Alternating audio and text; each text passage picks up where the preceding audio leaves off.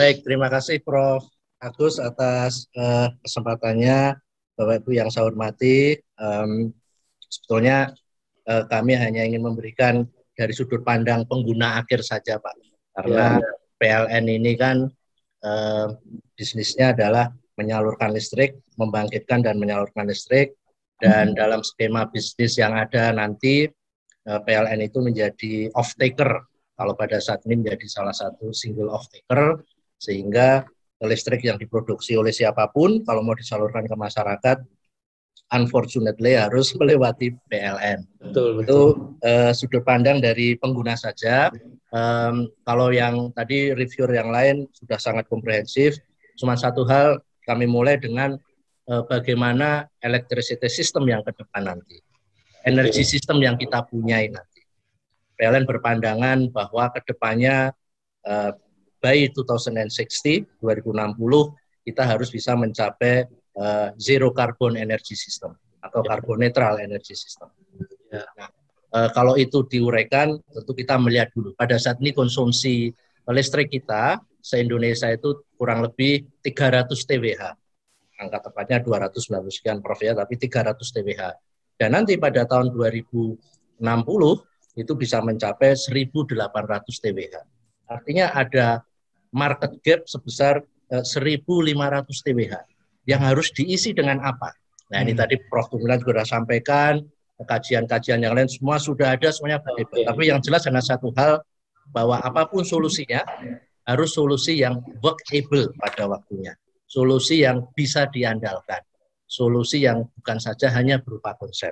Karena kami selaku yang berbisnis di bidang listrik, yang tugasnya mengkonversi energi primer ke energi listrik, kami itu tentu hanya mencari teknologi-teknologi yang memang sudah proven, reliable, dan juga memang bisa diandalkan.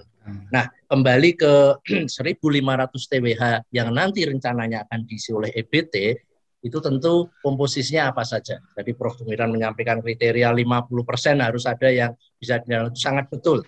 Sehingga 1.500 TWh ini apakah dari Bayu semua, apakah dari Surya semua, apakah dari panas bumi semuanya, nggak mungkin. Harus ada pembangkit yang istilahnya adalah pemikul beban dasar atau base load atau base loader yang saat ini dipegang oleh PLTU Batubara. PLTU Batubara yang sedang diserang hebat dari berbagai sisi karena tidak environmentally friendly. Kita akui ini masih merupakan workhorse dari sistem ekonomi kita. Like it or not, sampai dengan tahun 2056, pada saat nanti PLTU kita yang terakhir itu di decommissioning, di shutdown, itu kita masih bergantung kepada beberapa PLTU. Pada saat ini PLN sudah berkomitmen tidak akan membangun PLTU lagi, Pak. Mulai tahun ini kami tidak akan membangun PLTU lagi. Terima kasih, ya. Prof. Terima kasih, Prof. Hanya tinggal menunggu PLTU yang sedang dibangun, yang kebanyakan dari IPP, yang nanti yang terakhir akan masuk PLTU itu pada tahun 2026, sehingga nanti pensiunnya pada 2056. Apakah PLTU ini bisa di-retire early, bisa dipensiunkan dini? Nah, itu pertanyaan lain yang perlu kajian, tapi yang jelas Pak, kalau PLTU Batubara ini akan dipensiun dini, akan diperlukan biaya di sana. Untuk mempensiunkan 1 gigawatt PLTU 1 tahun lebih cepat diperlukan 5 triliun. Nah, siapa yang akan menanggung kos ini? Siapa yang akan membail out? Kalau government bisa membail out, kami tentu dengan sangat senang hati bisa mempensiunkan dini semua PLTU. Kalau tidak, secara natural biarkanlah pensiun sampai 2056. Nah, sementara menuju ke sana, kita harus bergegas, Indonesia harus bergegas untuk mencari teknologi yang pengganti yang lebih ramah lingkungan. Yang tadi 1.500 TWh dari EBT, dalam pandangan kami, sebagian besar, sebagian baseloadernya akan dipikul oleh nuklir. Sehingga pada tahun paling lambat 2040, nuklir harus sudah masuk ke landscape kita, Pak. Kalau lewat dari 2040, udah telat, Pak. Batu baranya udah habis, gasnya udah habis, ya kan? Kemudian EBT-nya juga kita belum tahu. Dan untuk pengembangan EBT ini, Pak, harus dikaitkan dengan pengembangan kapasitas industri nasional. Ini sangat penting, Pak. Kalau enggak, kita hanya jadi penonton. Saat ini aja untuk PLTS kita jadi penonton. Mohon ditunjukkan PLTS mana yang buatan Indonesia. Impor semua, Pak. Ya, Cina, Hanya Pak ya. baut aja, Pak, sama kuli untuk ngangkut. Mohon maaf, kata. Jadi kalau misalnya Torkon, sebuah venture capital yang baru ini berniat mengembangkan industri kapasitas nasional, itu harus kita sambut dengan baik tentu saja. Nah, pengembangan kapasitas industri nasional untuk mengisi gap 1.500 TWH yang harus diisi oleh EBT ini harus termasuk yang ditekankan juga. Kemudian dari situ, Pak, terkait dengan beban puncak yang harus dilayani, Pak.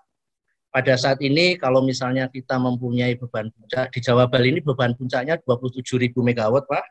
Itu kita bisa hakul yakin dengan pembangkit yang sama, minimal sama, 27.000 megawatt kita bisa melayani beban puncak. Nah, bagaimana dengan pembangkit-pembangkit yang variabel renewable energy atau energi intermittent ini? Belum tentu, Pak. Tadi disampaikan oleh Pak Tumiran juga. Kalau PLTU 1.000 mega ya bisa keluar 1.000 mega. Nah, untuk melayani 1.000 mega ini kalau PLTS butuh berapa? Butuh 6 kalinya, Pak. Plus baterai. Baterai ya. Sehingga ke depannya landscape yang kami lihat adalah PLT nuklir, kemudian PLT EBT intermittent base loader kami nyebutnya. Artinya PLTU yang intermittent baik surya maupun angin yang dilengkapi dengan baterai. Lagi-lagi pengembangan kapasitas nasional, industri nasional di bidang baterai ini harus dikembangkan. Sekarang baterai itu 100% buatan luar semua, Pak. Dan baterai yang kami minta selaku utility adalah baterai yang umurnya bisa 30 tahun, sama dengan Garvindo. Kalau baterai sekarang kan 5 tahun sudah pamit, Pak. Nah, artinya riset ke arah sana juga harus didorong, dan kami melihat baterai berbasis flow baterai berbasis nikel yang banyak outsourcingnya di tempat kita, redox baterai, itu merupakan teknologi yang menjanjikan untuk bisa mendampingi PLT EBT intermittent dalam menyiapkan pembangkit listrik EBT intermittent yang base loader berdampingan dengan nuklir. Artinya nuklir dalam kapasitas yang besar, lebih dari 10 gigawatt dibutuhkan di 2040. Dan itu tidak lama lagi, Pak. Sekarang sudah 2021, harus segera. Kemudian berikutnya adalah pertanyaan teknologi nuklir yang mana. Menurut saya, kita harus berbeda mazhab dengan teknologi nuklir yang ada di negara maju. Dalam hal unit size-nya, kegunaannya. Di sana dan teknologi nuklir generasi 1 sampai generasi 3, itu mazhabnya big is beautiful, semakin besar hit rate-nya semakin baik.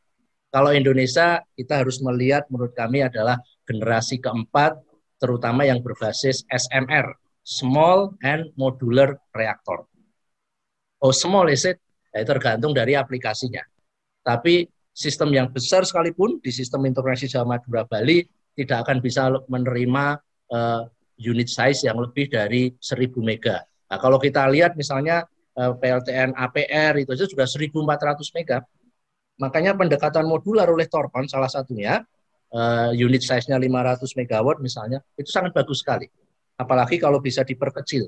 Terhadap penyedia teknologi nuklir SMR itu saya selalu bertanya, how low can you go? Karena kalau untuk melayani beban di Pulau Maluku sana, yang bebannya nggak nyampe 150, nah kami perlu SMR yang kapasitasnya kalau perlu 30 mega, 50 mega. Nah, itu yang harus disiapkan terkait dengan teknologi nuklir yang harus kita ambil. Yang berikutnya tentu berkaitan dengan teknologi batubara, teknologi energi primernya, either uranium atau thorium. Nah, itu tentu tergantung potensi yang ada dan kapabilitas yang bisa kita siapkan untuk memproses tersebut. Kemudian di samping itu, feature-feature yang khusus dari sebuah PLT nuklir, PLTN juga harus dipenuhi. Pertama, kita tentu pengen melihat PLTN yang mempunyai fitur security passive safety system. Dalam kondisi terburuk, tidak memerlukan pasokan daya dari luar untuk mengamankan nuklir. Passive safety system ini merupakan yang sangat mendasar, dan kami lihat di Torkon ada fitur itu katanya, gitu. Kemudian nanti di SMR juga ada, itu yang harus tentu kita dorong. Di samping itu tentu sistem-sistem pengamanan yang tidak hanya fail safe, tapi kalau bisa life safe, redundant saja tidak cukup. Banyak sekali konsep SMR yang bisa memadamkan diri sendiri tanpa power dari luar, tapi masih dibatasi waktu. Misalnya 3 hari. Kalau setelah 3 hari nggak dapat power masuk, maka akan terjadilah seperti yang kita lihat di Fukushima. Fukushima bermasalah karena tidak dapat segera power dari luar untuk mengamankan reaktornya.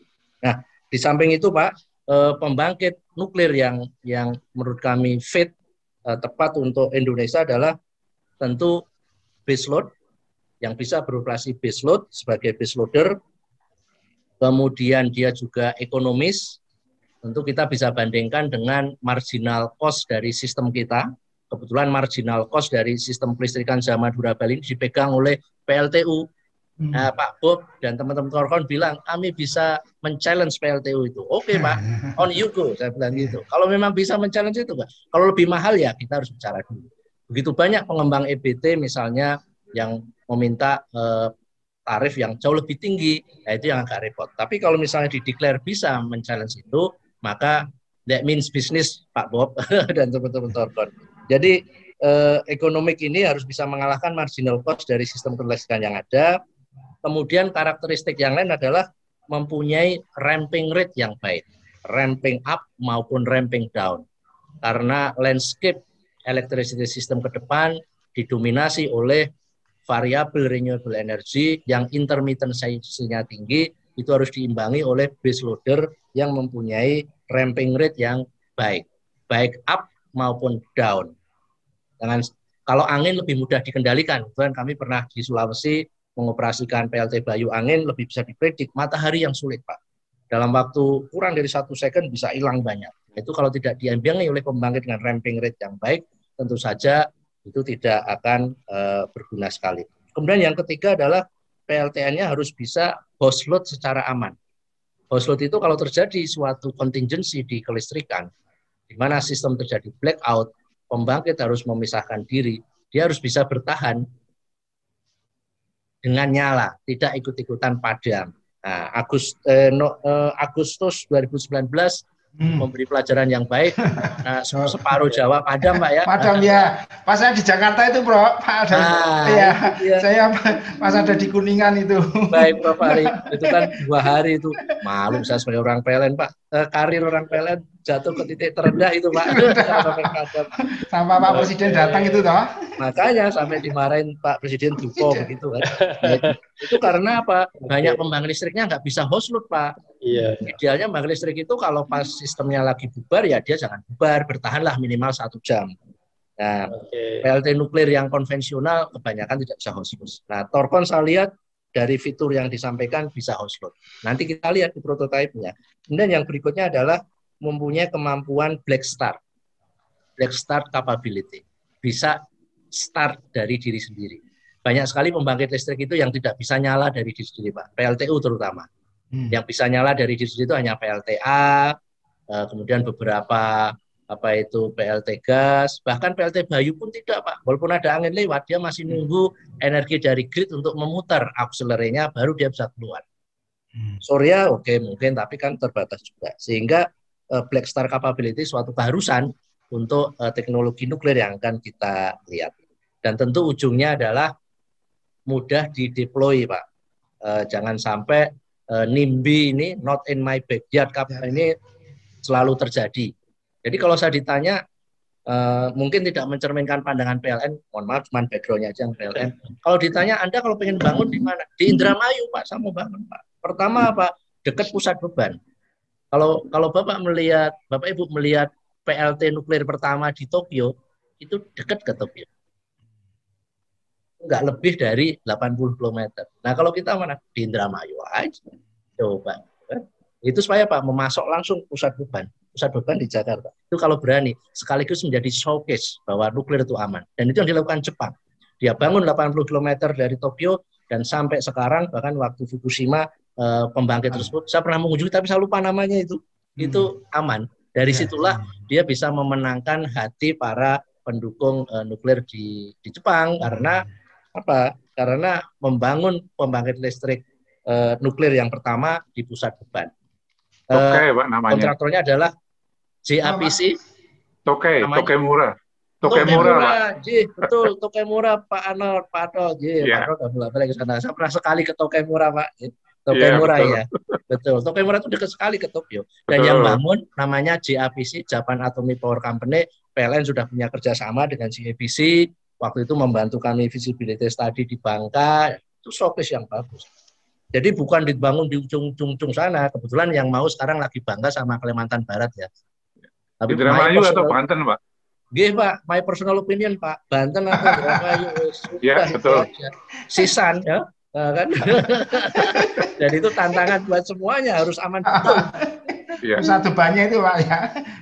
Nah, sekarang kita mau bikin di Gunung Muria aja, gue geran kayak begitu, dan akhirnya gagal.